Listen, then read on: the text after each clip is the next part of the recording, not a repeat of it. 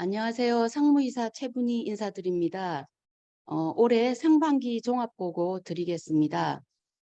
2022년 사업과 활동의 기본 방향은 5개 단위생협을 창립하고 서울 연대 조직의 구조를 마련하는 것, 그리고 조합원의 목소리를 반영하는 사업과 활동을 추진하는 것, 기후위기에 대응하는 생활실천운동을 지속하고 온실가스를 감축하기 위해 노력하는 것이었습니다. 이 세 가지 큰 방향에서 상반기 동안 사업과 활동을 추진해 왔습니다. 지부 대의원 보고에서 그 단위생협 창립을 위한 각 영역의 노력들은 상세히 보고를 받으셨습니다. 그래서 예정대로 단위생협 창립을 하고 이후에 사업과 활동을 독자적으로 추진하기 위해서 각 영역의 업무 이관 준비와 필요한 인력을 신규 채용하고 훈련도 진행하고 있습니다. 그리고 서울 연대 조직 관련해서도 조직 변경 절차와 일정, 주요 이슈, 기본 구조와 운영 방법 등을 논의하고 있고 내년 초에 조직 변경 총회를 개최할 예정입니다. 이제 5개 단위생협이 창립을 하고 나면 현재 한살림 서울생협을 연대 조직으로 5개 단위생협을 지원하는 연대 조직으로 전환하기로 했고 이 서울생협을 사회적 협동조합으로 변경하기 위한 그 내용들을 준비 중입니다. 이에 대한 그 절차와 내용을 조금 설명드리겠습니다. 우선 올해 연말까지는 사전 준비 단계로 조직 변경 절차와 일정, 기본 구조와 운영 방법, 단위생협과 연대 조직의 사업 양수도 계약 준비 이런 것들을 진행할 계획입니다. 내년 1월에서 2월 초에는 22년 말일 기준으로 사업 양수도 금액을 확정하고 사회적 협동조합의 구성원을 설립 최소 기준에 맞게 준비하고 그리고 사협의 그 재무제표도 총회에 제안할 내용을 준비할 계획입니다. 내년 2월에는 총회 소집 통지 및 공고를 내고 2월 말이나 3월 초에 서울생협을 사회적 협동조합으로 변경하는 총회를 개최할 계획입니다. 그리고 총회의 의결사항은 생협의 의결사항과 크게 다르지 않습니다. 이제 전환 총회 이후에 3월에서 4월에는 이 절차가 꼭 필요하다라고 하는데요. 채권자 보호 절차로 이의 신청 기간을 30일 이상 두어야 하고 그 이후에 조직 변경 인가 신청을 할 예정입니다. 6, 7월에는 조직 변경 인가가 저희 계획대로 이제 날 경우에 인가증을 수령하고 사회적 협동조합 설립 등기와 동시에 현재의 서울생협 해산 등기가 같이 진행될 계획입니다. 이후에는 사업자 등록증을 변경하고 사업과 활동에 필요한 각종 인허가 및 계약을 변경하고 내년도 하반기부터 사회적 협동조합 법인 명의로 사업과 활동을 추진할 계획입니다. 조합원의 목소리를 반영하는 사업과 활동 추진에 있어서 그 매장과 온라인에서 이용 편의성을 개선하기 위해 노력했습니다. 이 부분들은 이후에 사업 보고에서 자세히 보고 드리겠습니다. 기후위기에 대응하는 생활실천 운동은 조합원이 참여하는 가운데 지속해서 추진하고 있습니다. 특히 올해 상반기에는 서서울 지부에서 조합원들이 일상적으로 이용하고 있는 두부각을 수거해서 재활용하는 활동을 새롭게 진행했습니다. 그리고 온실가스를 감축하기 위해서 잡곡류 소분 판매 매장에 전용 디스펜서를 설치했고 세제류를 무포장 물품으로 판매하기 위한 논의도 진행하고 있습니다. 온실가스 배출량을 측정하기 위해서 남서울 지부 사무실 매장 공급센터에 전력 사용량 측정기를 설치해서 현재 데이터를 수집하고 있습니다. 이 부분은 연합과 같이 진행을 하고 있는 내용입니다. 8월 말까지 데이터 수집을 하고 이후에 배출량 감축을 위한 과제를 마련하려고 합니다. 사업과 관련된 종합보고입니다. 상반기 공급액은 서울 이제 먼저 동서울 지부의 공급액 보고를 들으셨는데요. 지금 보고 드린 내용은 동서울 지부 포함 서울 전체의 공급액입니다. 상반기에 공급액이 1,007억 원이었습니다.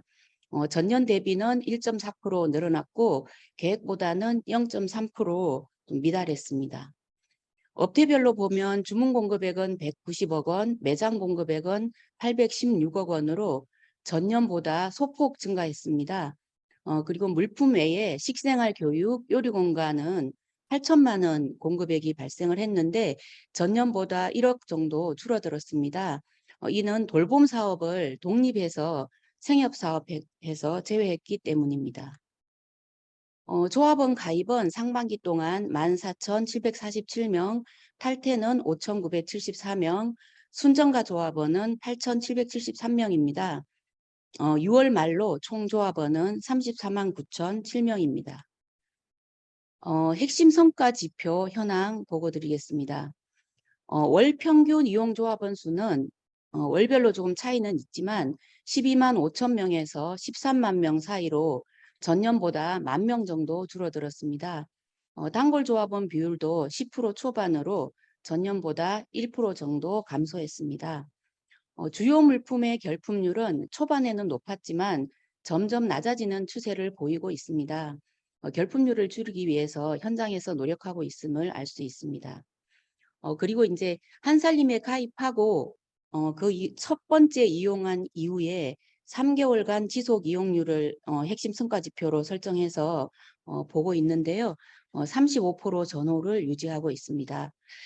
전체적으로 사업 현황을 보면 상반기에는 코로나가 좀 장기화되고 일상생활이 회복되고 또 물가가 상승되고 이런 영향으로 인해서 이용조합원이 줄어들고 공급액 증가도 예년으로 조금 돌아가는 이런 경향을 보였습니다.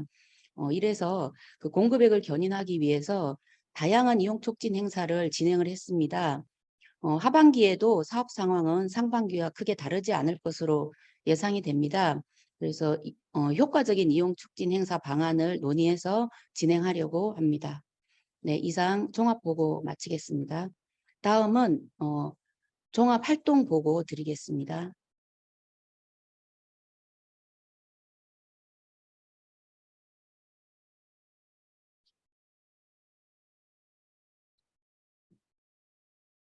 네, 다시 인사드립니다. 조합원 활동실장 박준경입니다. 2022년 상반기 중점활동 보고에 이어 한살림 수탁, 국공립 어린이집, 그리고 지역아동센터 활동까지 같이 보고 드리도록 하겠습니다. 네, 조합원 주요 조직 현황입니다. 올해는 17개의 지구와 1개 준지구가 운영되었고요. 총 1,261명의 활동조합원이 조직 운영에 참여하였습니다. 조합원 주요 참여 현황입니다. 의제별 조합원 활동은 기후위기, 환경, 생태를 주제로 한 활동 참여가 가장 많았고 이어서 넌GMO, 토박이 씨앗, 돌봄, 민중연대, 도농교류 순으로 활동 참여자가 많았습니다. 조합원 활동 현황입니다.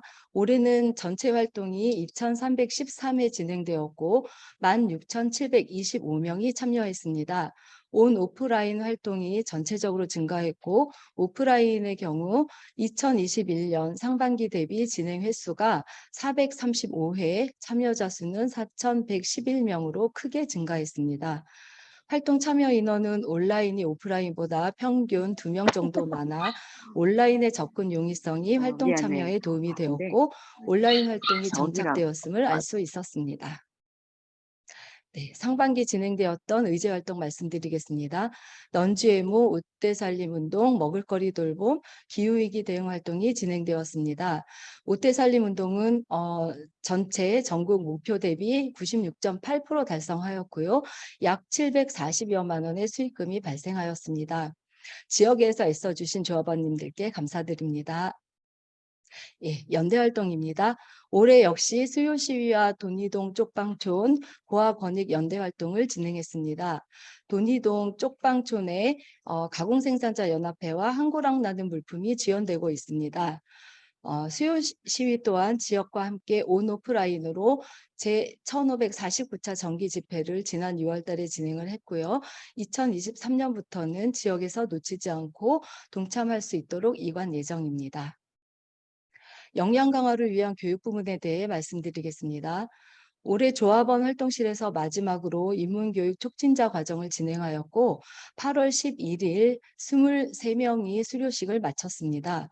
공통 인문교육을 정돈해서 2023년부터는 단협으로 이관하고 품앗이 형태로 진행하게 됩니다. 또한 위원회와 의제 담당 활동가에게 찾아가는 매뉴얼 교육 등을 진행하면서 이관을 준비하였습니다. 2022년 9월 단협 창립에 맞춰서 지역 인수인계에 대해 말씀드리도록 하겠습니다. 조합원 활동실에서 진행해왔던 살림이 관점 및 데이터 활용 교육과 조직활동가 OT, 본부에서 진행해온 교육, 그리고 의제활동 안내서 작성, 그리고 위원회 담당 활동가 찾아가는 업무 매뉴얼 교육 등 내용에 대해 집으로 이관하는 작업을 진행하고 있습니다. 온라인 홍보 활동에 대해 말씀드리겠습니다. 온라인 홍보단은 매월 개별 SNS를 활용해서 한살림 물품 어디까지 써봤니를 업로드하고 온라인 생활 실천 캠페인 활동을 펼치고 있습니다.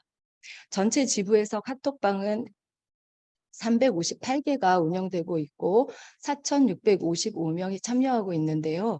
이는 전년도 상반기 대비 카톡방은 84개가 증가했고 참여자 수는 2,047명 증가한 것으로 나타나서 SNS를 활용한 온라인 방식의 활동이 증가하고 있음을 알 수 있습니다. 요리 공간에 대해 말씀드리겠습니다. 그동안 내부 케이터링 식사와 요리학교를 운영했던 요리공간이 지난 2월부터 시범 운영해온 지자체 긴급 돌봄도시락 사업으로 초등학교와 유치원 방과 후 돌봄도시락을 식수 체결해서 요리공간 자체 배송으로 현재 진행 중에 있습니다. 2022년 상반기 활동 보고 이후에 9월에는 각 지역의 단위생협이 창립총회를 시작하고요. 이에 따라서 10월부터 본부 조합원 활동실 활동가의 인사 이동이 시작될 예정입니다. 내년도 2023년 1월부터는 단협에서 활동가 사업의 새로운 시작을 위해 필요한 업무 이관을 마무리하겠습니다. 네, 이어서 한살림 수탁 국공립 어린이집과 지역아동센터 활동 보고 드리겠습니다.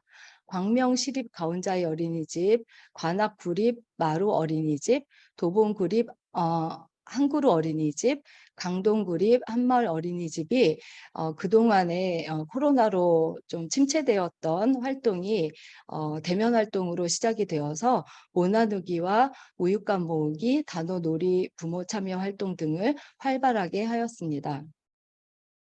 한살림 지역 아동센터입니다. 광명 지역 아동센터와 용산 지역 아동센터에서도 옥상 텃밭 그리고 생태 전환 등 환경 식생활 관련 교육을 진행하였습니다. 이상으로 상반기 중점 활동과 국공립 어린이집 지역 아동센터 활동 보고를 마치겠습니다. 감사합니다. 다음은 식생활교육센터 보고가 있겠습니다.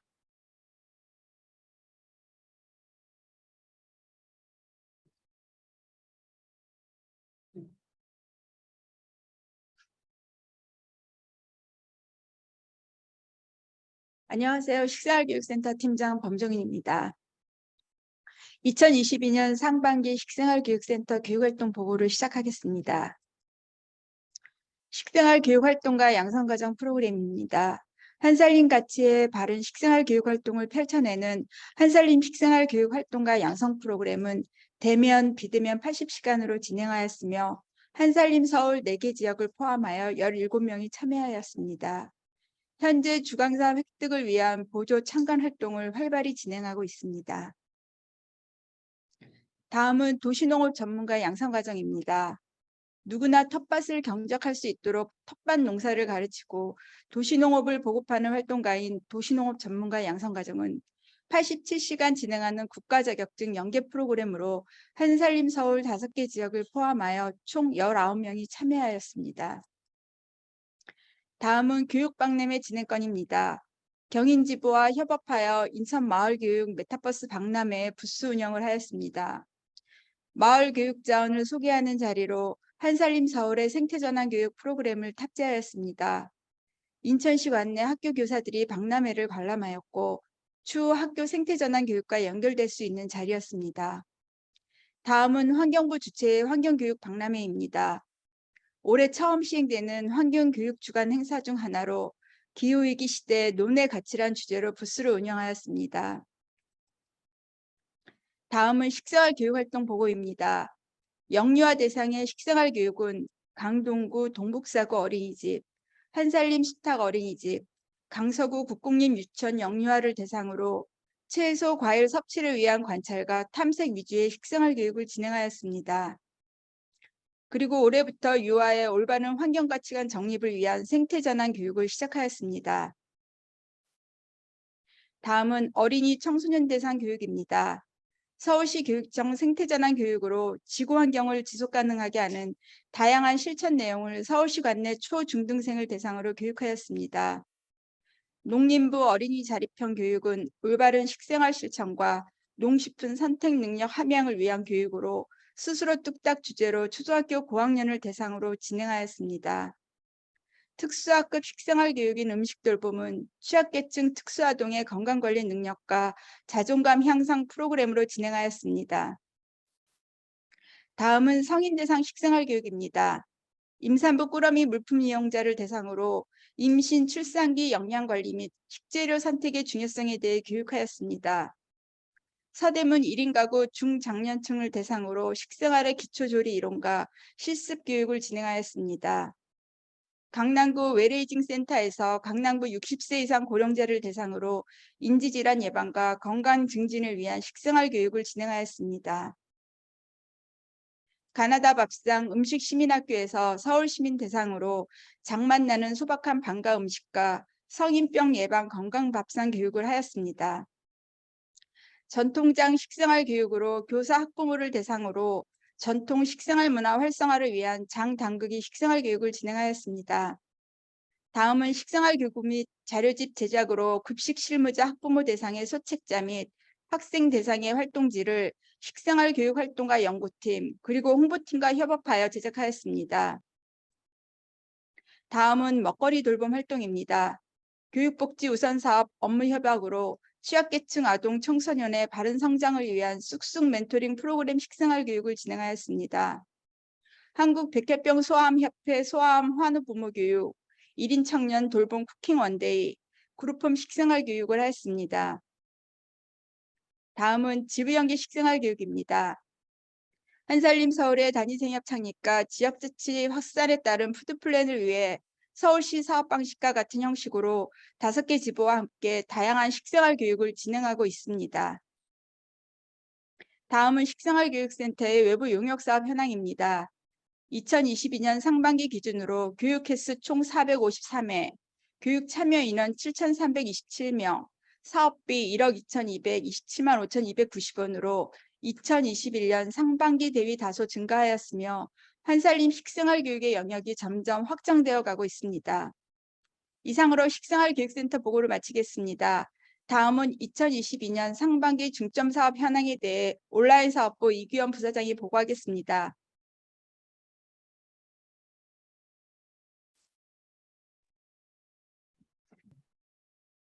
네.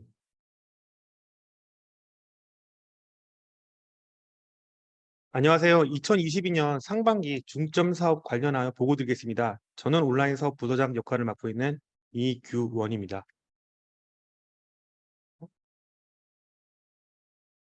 올해 매장 현장에서 가장 중요한 변화는 매장 배달 앱이 개발된 것입니다. 매장 배달 앱은 외부에서는 퀵커머스라고 하는데요. 앱을 통해서 특정 매장에 있는 물품을 주문할 수 있으며 당일 배송시킬 수 있습니다. 서울에서는 현재 쌍문 매장하고 대치 매장 두 곳에서 5월부터 이번 달 말까지 시범 운영하고 있습니다. 시범 기간에 다양한 진행 방식과 홍보를 통해서 매장 배달 앱이 안정적으로 정착할 수 있도록 하고 있습니다. 시범 운영 결과에 따라서도 배달 매장이 확대될 예정입니다. 아까 물어보신 분도 계시는데요. POG가 뭐냐? POG는 이제 매장 진열 계획이라고 할 수 있습니다. SKU 같은 경우에는 이제 그 매장 진열을 위한 최소한의 단위, 그러니까 단품이라고 좀 보시면 될 것 같고요. 2022년에는 상반기에 동서울 지부 4개 매장을 대상으로 매장 재고 및 진열 공간을 분석하였습니다. 이를 통해서 조합원 이용 편의성 확보하고 매장 상황에 맞는 재고 관리 및 공간 효율성 증가를 목표로 POG SKU 관리를 진행했습니다. 시즌에 따라서는 조합원 이용도가 높은 물품이 있습니다. 이때 조합원 이용을 유도하기 위해서는 진열 업데이트하고 매장 상황에 맞는 맞춤형 진열도 재구성하였습니다. 매장별 진열 공간을 분석해서 진열 공간 대비 조합원님들의 이용이 낮은 물품의 경우 진열군을 통합 운영했습니다. 또한 조합원님들이 자주 찾는 물품의 진열군의 공간 비중을 높여가지고 좀 더 편리하게 이용할 수 있게 되었습니다. 매장의 적정 재고를 위해서는 공급발주 시스템을 활용하여 재고 관리를 진행했습니다. 실제 재고 관리 사례를 보시면은 광나루 매장에서 공급발주 적용률이 90%이었을 때 이에 따른 재고 회전율은 작년 대비 최고 180% 상승했습니다. 공급발주를 충실히 한다면은 매장에서 적정 재고 관리가 가능함을 확인하였습니다. 하반기에는 진열 계획하고 공급발주를 통한 적정 재고 관리가 전체 매장으로 확대할 수 있도록 진열 가이드하고 공급발주 가이드를 마련하여 공유할 예정입니다. 다음은 2022년 상반기 온라인 사업 관련하여 보고 드리겠습니다. 공급 인력의 안정화로 전체 온라인 행사를 차질 없이 추진하였습니다. 2월부터 월별 프로모션이 진행되었는데요. 상반기에 사회 진행해서 전년 대비 36%의 사업 성과를 올렸습니다. 올해부터는 지부 맞춤형 온라인 행사도 기획하였습니다. 상반기에 총 5회를 진행하였고요. 동솔 같은 경우에는 6월에 30대 조합원님들의 온라인 재이용과 월 1회 이용 조합원님들의 이용 조합원을 줄이고 더 많이 이용하는 것에 대해서 기획하였습니다. 결과를 말씀드리자면 월 2회 이용자가 6% 감소하여 월 2회 3회 이용자로 편입되었고요. 30대는 109명 재이용하게 되었습니다. 타 지역에서 한살림 서울 지역으로 이사 오시는 분들을 이관가입 조합원이라고 부릅니다. 이런 분들이 한 달 평균 한 200분에서 300분 정도 되시는데요. 6월부터는 이관가입 조합원들에게 안내하여 이용을 돕고 있습니다. 이분들에 대해서는 환영의 의미로 5,000원 쿠폰을 지급하고 온라인 이용 및 매장 이용 관련돼서 안내 문자를 드리고 있습니다. 한 달 정도 해보니까요. 이관 후 첫 이용까지 7일 정도로 전보다 1.21 정도 빨리 이용하셨고 이용자 비율도 56%에서 64%로 8% 증가하였습니다. 또한 이제 신규 물품이나 홍보가 필요한 물품에 대해서 홍보물을 제작하여 조합원님들에게 배포하고 있습니다. 연말까지 계속 지속적으로 홍보할 계획입니다. 친환경 임산부 꾸러미 사업이 있습니다. 그것은 이제 농림부하고 서울시에서 함께 추진하고 있는 사업입니다. 한살림 서울에서는 이 사업의 공급자로 2020년부터 올해까지 3년 연속 선정되었습니다. 올해는 이제 13개 자치구 7,245명 임산부 대상으로 공급하고 있고요. 이중 임산부들 이 중에 401명이 조합원으로 가입하였습니다. 뿐만이 아니라 성동구청의 사업에서도 참여하였습니다. 코로나 극복을 위해서 유치원, 초등학교의 급간식 꾸러미 제공 사업이 있었는데요. 여기서도 한살림이 공급자로 선정되어 14가지 품목, 5만 원 상당의 꾸러미를 구성하여 총 6,486개를 공급했으며 금액으로는 약 3억 2천만 원의 공급고를 올렸습니다. 다음은 조합원님들과 함께하는 온라인 자원순환 활동입니다. 저희는 공급 시에 기본적으로 재사용병, 우유값, 보냉상자, 공급상자, 아이스팩을 회수하여 재사용하고 있습니다. 이에 대한 홍보로 한 달에 한 번씩 자원순환 운동 캠페인 홍보물을 제작해서 조합원님들에게 배포하고 있습니다. 4월에는 우유값 회수 홍보를 위해서 포인트 2배 적립 행사를 진행했었습니다. 이때 전월 대비해서 11배가 더 회수되었습니다. 이후로도 꾸준하게 우유값 회수가 잘 되고 있습니다. 한살림에서는 작년에 전기차 세대를 도입하여 시범 운행하였고요. 효과가 확인되어 올해도 6대를 추가 도입했습니다. 전기차 같은 경우에는 경유차 대비해서 77%의 유류비 절감 효과가 있었습니다. 그리고 탄소 배출이 저감되는 효과가 커가지고 향후 차량 교체 시에는 전기차로 바꿀 예정입니다. 마지막으로는 공급률 확대에 대해서 말씀드리겠습니다. 작년 서울 전 지역을 매일 공급 지역으로 확대했고요. 인천, 경기 지역은 최소 주 2회 지역으로 전환했습니다. 올해는 광명시 전 지역, 인천, 남동구, 연수구, 남양주시, 다산동, 별내동을 주 2회에서 3회로 공급 유의를 확대하여 조합원님들의 이용 편의성을 높였습니다. 이것으로 사업 보고를 마치도록 하겠습니다. 다음은 재무 보고가 있겠습니다.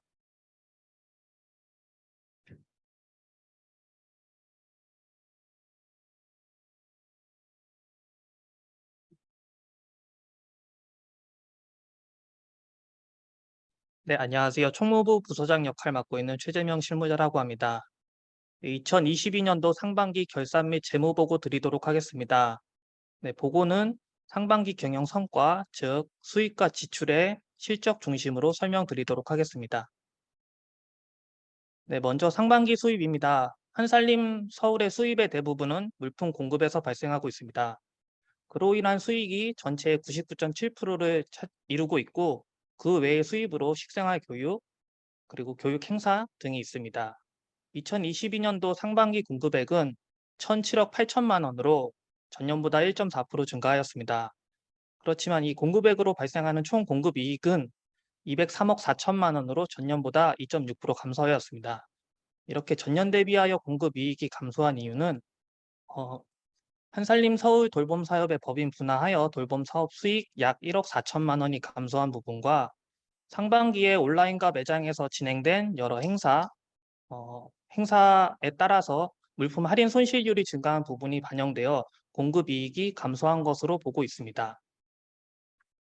네, 다음은 상반기 지출에 대해 보고 드리겠습니다. 2022년도 상반기 지출 총액은 약 199억 9천만 원으로 전년 대비해서 약 2.7% 증가하였습니다. 주된 증가 요인으로는 인건비의 증가를 볼 수 있습니다.